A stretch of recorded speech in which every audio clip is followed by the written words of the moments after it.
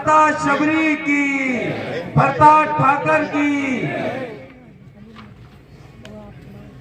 सर्वप्रथम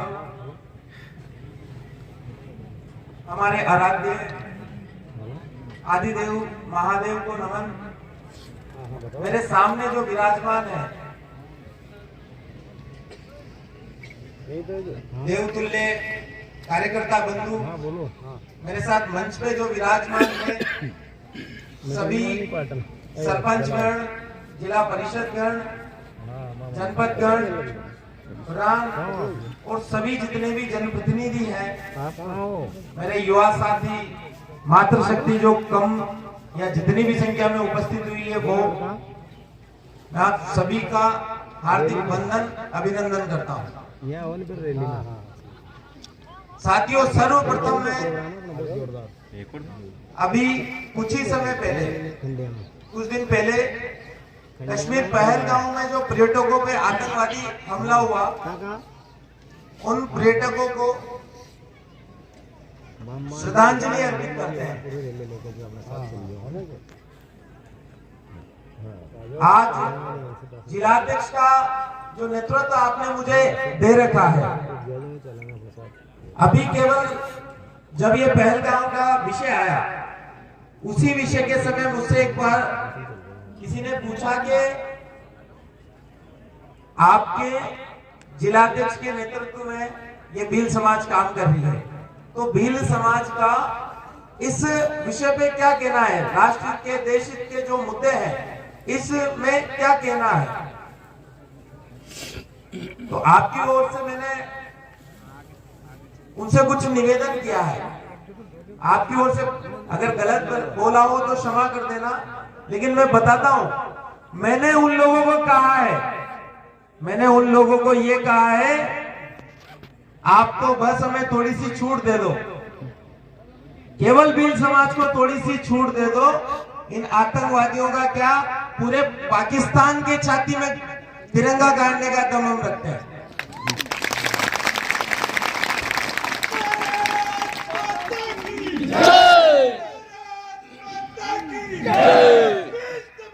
जिंदाबाद, जिंदाबाद।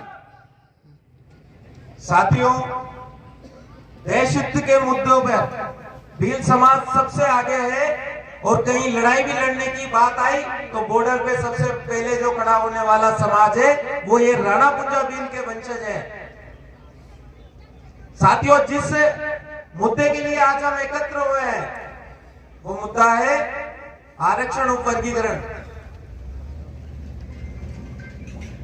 आज आजादी के इतने वर्षों बाद भी जब हम देखते हैं तो गांव से आने वाले मेरे भाई को एक चपरासी की नौकरी के लिए इतना संघर्ष करना पड़ता है जिसकी हम कल्पना नहीं कर सकते। एक छोटी से छोटी नौकरी पाने के लिए हमें बहुत ही ज्यादा संघर्षों से गुजरना पड़ता है। उसके बाद भी केवल हमारे हाथ में जब लगता है तो एक बेरोजगार युवा हाथ में आता है। इतना संघर्ष करने के बाद भी उसका इन सरकारी नौकरियों में किसी भी प्रकार से चयन नहीं हो पाता है। यह बड़ा विचारणीय विषय है। साथियों, ये तो मैं छोटी नौकरियों की बात कर रहा हूं। आप देखिए, कलेक्टर, एसडीएम, तहसीलदार, बड़े बड़े जो पद हैं, बड़े बड़े पदों की तो यही स्थिति है, वो तो केवल भील समाज के लिए एक सपना मात्र है। आज भील समाज के लिए कलेक्टर बनना केवल सपना है, लेकिन इन सपनों को हमें पूरा करना है। ये सपने जो हमने देखे हैं कि भील समाज का युवा कलेक्टर बनके इस देश के लिए कार्य करेगा, भील समाज का युवा एसडीएम बनकर इस देश के लिए कार्य करेगा, भील समाज का युवा थानेदार बनकर इस देश के लिए काम करेगा, पुलिस अधीक्षक बनकर इस देश के लिए काम करेगा। ये जो सपना हम 70 वर्षों से देख रहे हैं, ये पूरे होने के लिए हमें एक बहुत बड़ी आवश्यकता है। शिक्षा आज शिक्षा के नाम पर हमें बार बार उलाहने दिए जाते थे, लेकिन आज भील समाज शिक्षा के मामले में काफी आगे है। बस कमी है तो केवल किसकी? अवसरों की। अवसर भील समाज को उस मात्रा में नहीं मिल पाते हैं। इन सभी चीजों को जब देखा जाए कि भील समाज को अवसर कैसे मिले, तो निकल के आता है कि 1 अगस्त को सुप्रीम कोर्ट एक फैसला देती है। फैसला क्या? आरक्षण में उपवर्गीकरण लागू करने का। आरक्षण में उपवर्गीकरण माने क्या? आरक्षण में उपवर्गीकरण माने अनुसूचित जनजाति का जो 12% आरक्षण है, एसटी का जो 12% आरक्षण है, उसमें भील समाज की जनसंख्या के आधार पर उसे अलग से एक कोटे में कोटा दिया जाए, तब जाकर ही हमारे जो ये कलेक्टर, एसपी, थानेदार बनने के जो सपने ये पूरे हो पाएंगे। आज 1 अगस्त को दिए हुए फैसले को इतना समय हो गया, लगभग काफी राज्यों में ये लागू हो गया, लेकिन राजस्थान की जो सरकार है, राजस्थान की जो राष्ट्रीय पार्टियां हैं, इनके कानों में एक जू तक नहीं रेंग रही है।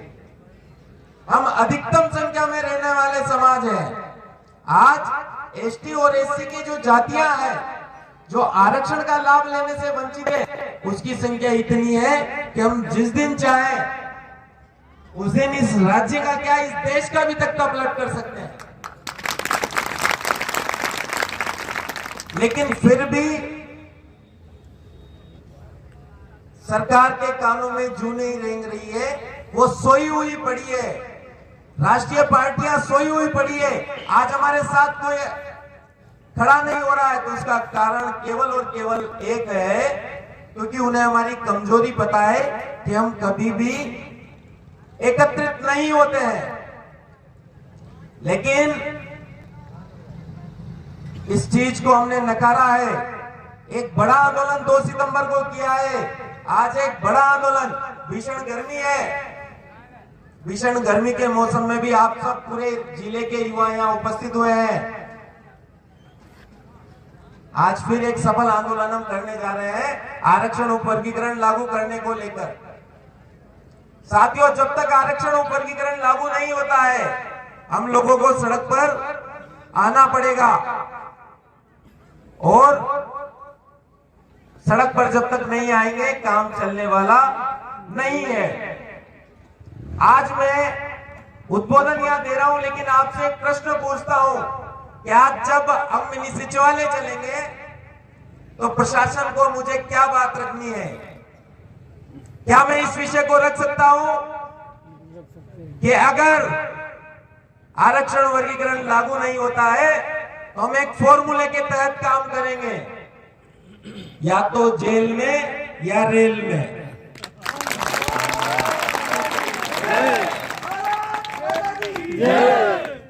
साथियों, अगर आप तैयार हो कि नहीं ये जेल में या रेल में, इस फॉर्मूले के साथ तैयार हो तो उठाओ हाथ। तैयार है?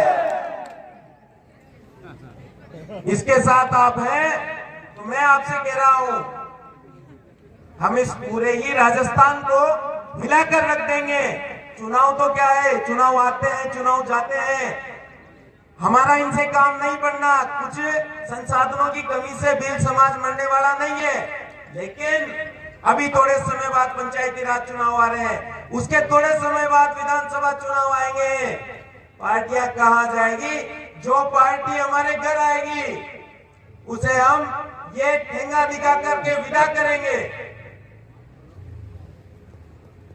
ये विश्वास, ये आप सबके माध्यम से आज मैं प्रशासन को, राज्य सरकार को चेतावनी देने जा रहा हूं।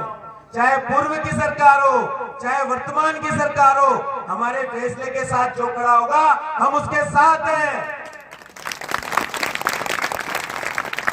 और जो हमारे फैसले के खिलाफ खड़ा होगा, घर का पेट्रोल जलाएंगे, घर का डीजल जलाएंगे, पूरे राजस्थान में घूम घूम कर उनके विरोध में माहौल बनाने का काम ये भील समाज करेगी। ये चेतावनी के रूप में मैं सरकारों से निवेदन भी कर रहा हूं कि अगर आप लोग समर्थन देते हो तो आपका स्वागत है, लेकिन अगर आप समर्थन नहीं देते हो तो उसके बाद में हमें और भी तरीके आते हैं आपका स्वागत करने के।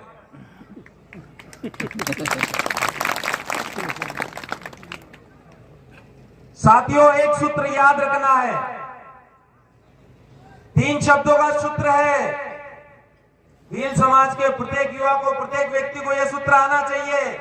कोई कार्य जब हम करवाते हैं तो कोई कार्य कराने के लिए सबसे पहले एक आवेदन देते हैं, जो हमने कब दिया? 2 सितंबर को दिया।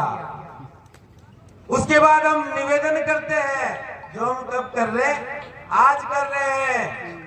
अगर इस आवेदन निवेदन के बाद भी प्रशासन, सरकार नहीं मानता है तो मैं आपके विश्वास पे ये कह रहा हूं कि दे दनादन करने के लिए भी हम लोगों को तैयार रहना है।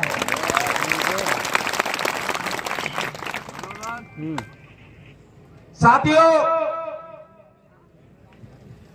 हमें लगता था कि वर्तमान सरकार संवेदनशील सरकार है, लेकिन इस संवेदनशील सरकार में सबसे ज्यादा यदि अत्याचार हुए हैं तो वो हमारी भील समाज में हुए हैं। इन अत्याचारों के विरोध में भी हमें खड़ा रहना होगा। मैं आप लोगों का कहता हूं, आप न्याय करवाने के लिए थाने में जाओ, रिपोर्ट लिखवाओ।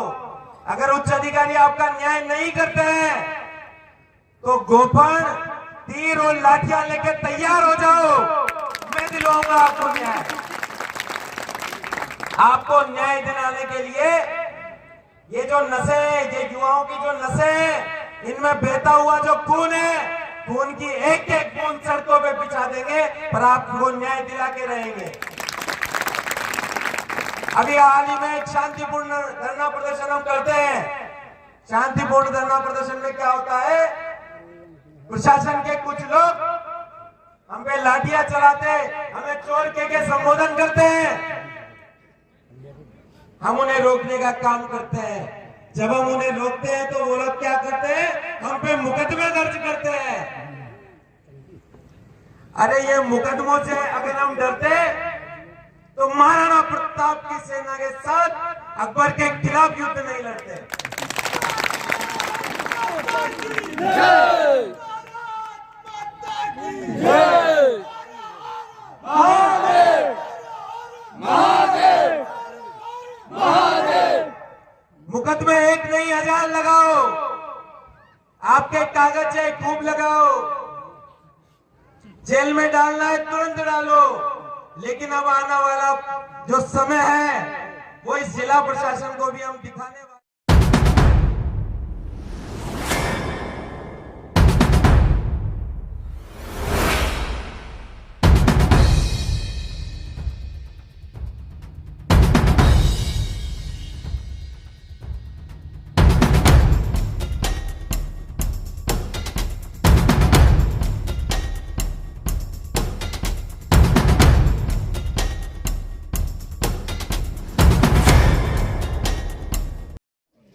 तब तक हमें शांति से यही बैठना है। वहाँ से हमें किस प्रकार का आश्वासन मिलता है, किस प्रकार की बात होती है, मैं आपको आके यहाँ बताऊंगा। और जो भी आप लोगों का निर्णय होगा, हमारा निर्णय नहीं, जो भी आप लोगों का निर्णय होगा वही हम मानेंगे।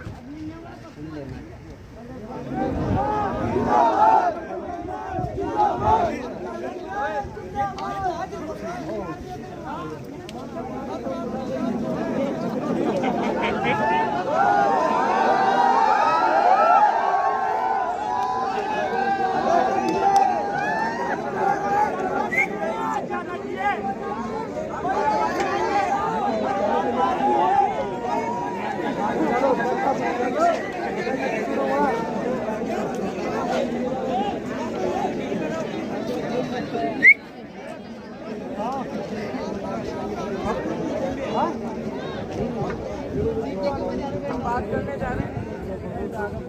करने जा रहे हैं। आप लोगों का बैठना है या वेट करना है, ठीक है? हम लोग आते हैं, आपको क्या कलेक्टर साहब यही हैं, यहाँ बुला लेते हैं, उनसे क्या बातचीत होती है है ना, तब तक शांति